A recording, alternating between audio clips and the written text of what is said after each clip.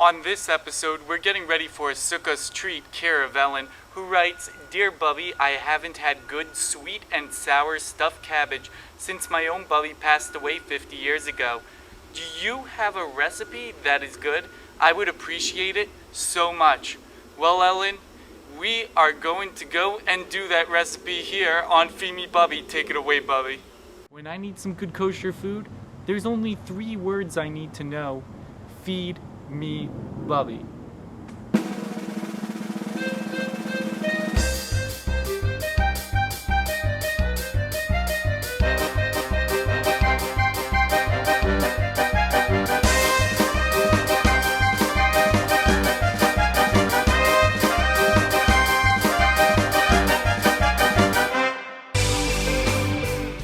Today, I'm going to make stuffed cabbage, which is almost a favorite for everyone. It's harvest time and it's succos.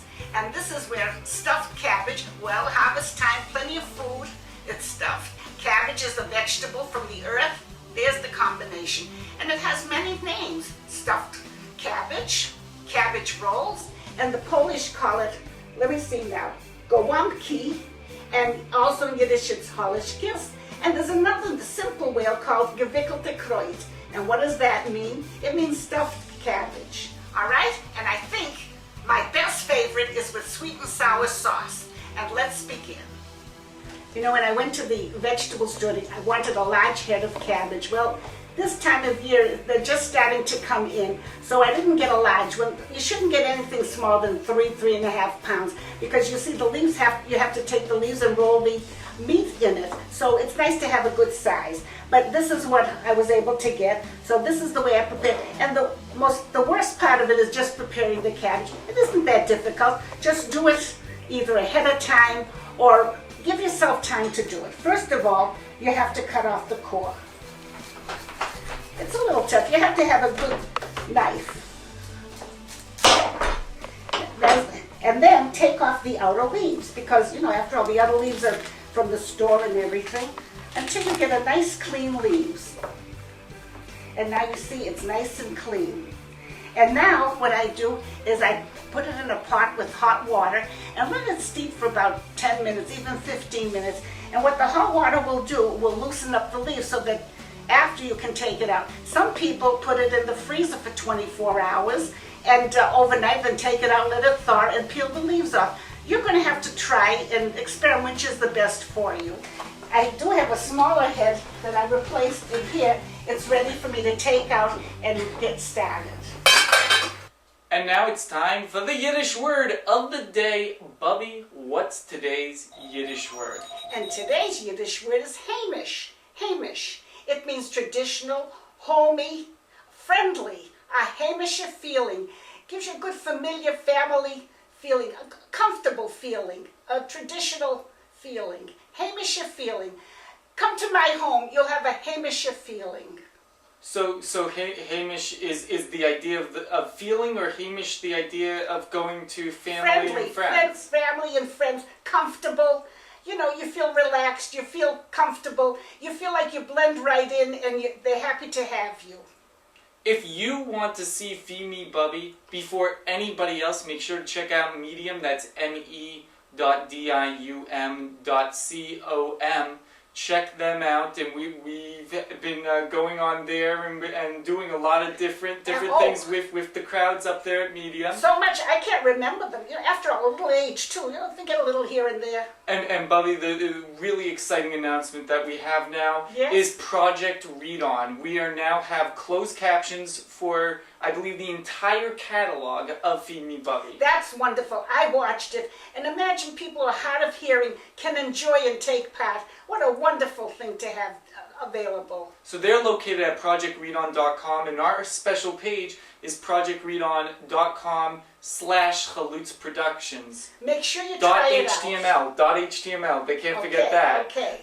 So make sure to try that out and tell your friends, those that may need that, that we have that available for you.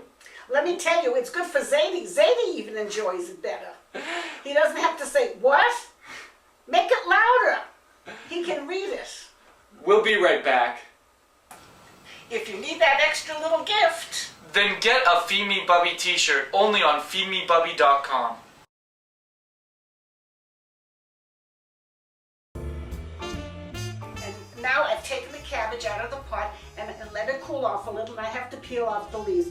And this is a little difficult. Like I said, you're going to have to experiment with yourself. One thing though I would suggest, so you don't get discouraged, is if you do it the day before or even 2 days before, and make the leaves and have them ready, and then just leave them in the refrigerator, and the next day you can do the filling and the cooking, and it makes a big difference. All right, now I'll show you how to peel the leaves off.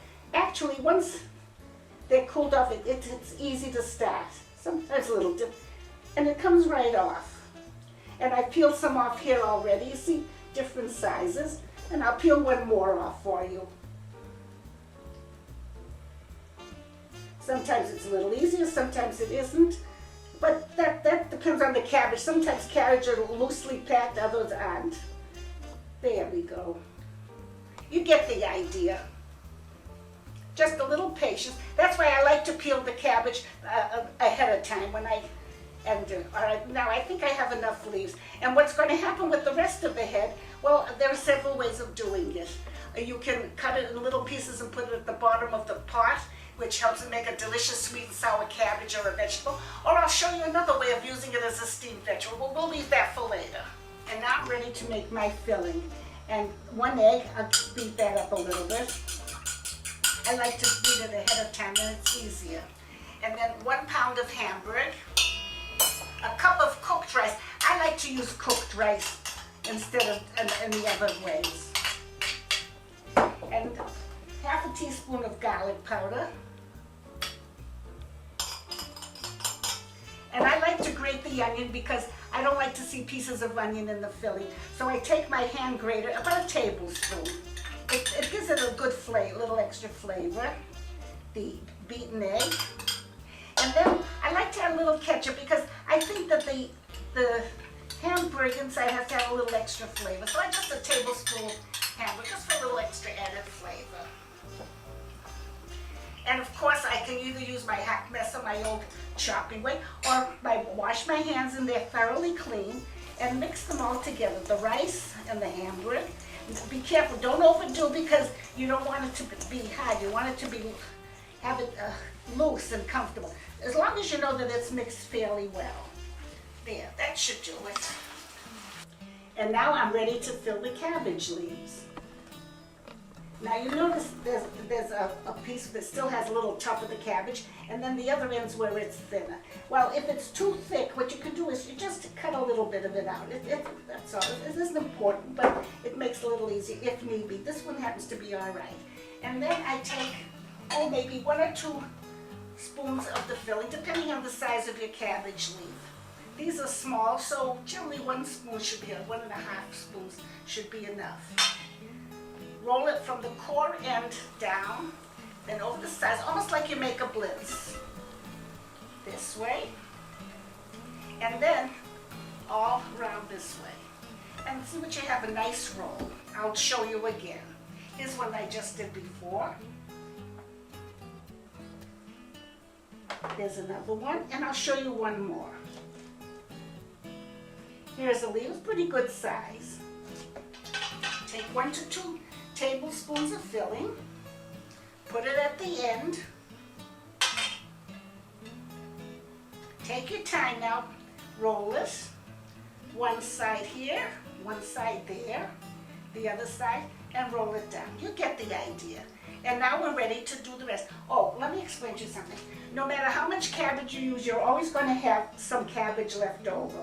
And you want to make use of it. So it can stay in the refrigerator a couple of days if you're not ready to use it right away. Or otherwise, what you can do is you can slice it and then place it at the bottom. And after, when it's done, it'll taste like sweet and sour cabbage. You can serve it as a side dish. And place it at the bottom of your pan, or use it for cabbage soup. Or I'll show you later on, which I made a delicious steamed vegetable with carrots also. There are many ways. Don't waste your food. You can always make use of it. And then on top of the cabbage that I have in the bottom, I put the cabbage, stuffed cabbage. And I like to use a Dutch oven, and I like to do it on top of the stove. I find it's a little better. Other people use it in the oven. And then layer it, and you can put one on top of the other. And after you get it layered, then I'll show you how I mix my sauce. You know, sometimes you're going to find torn leaves, they don't come off, well, or they're smaller. Well, you can double it in there. No one's going to know because it's rolled up and it'll be fine. Let me show you. I have one leaf that's a little bit torn, but it's larger. And then I have this small one, and it's nice and thin, but what am I going to do? It's, you know, broken. So just add it on, take your filling,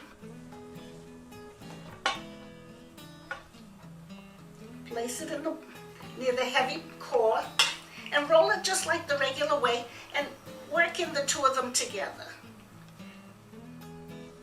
See, when you finish, look how nice, no one will know the difference. Add it to your pot.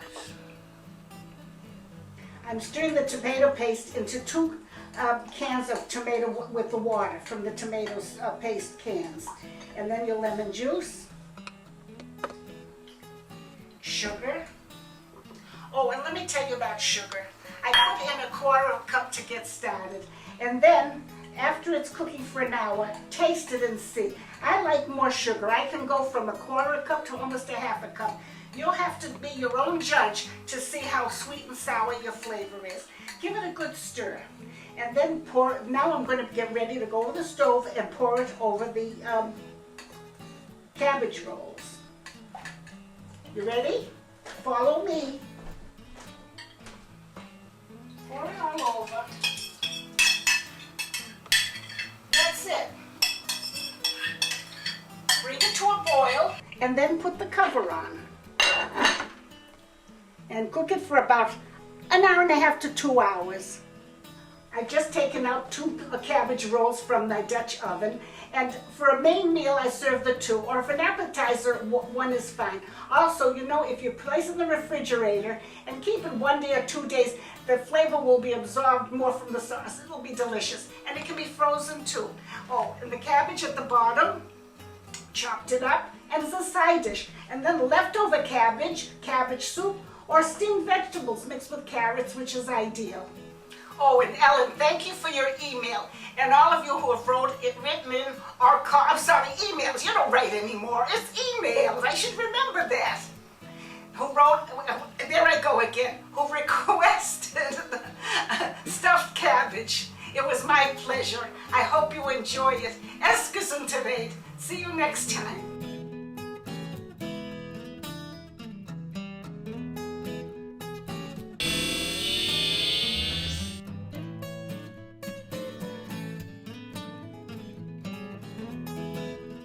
This podcast is brought to you by Gurdon's Graphics and Awards. Gurdon's Graphics and Awards, family-owned business for over 40 years.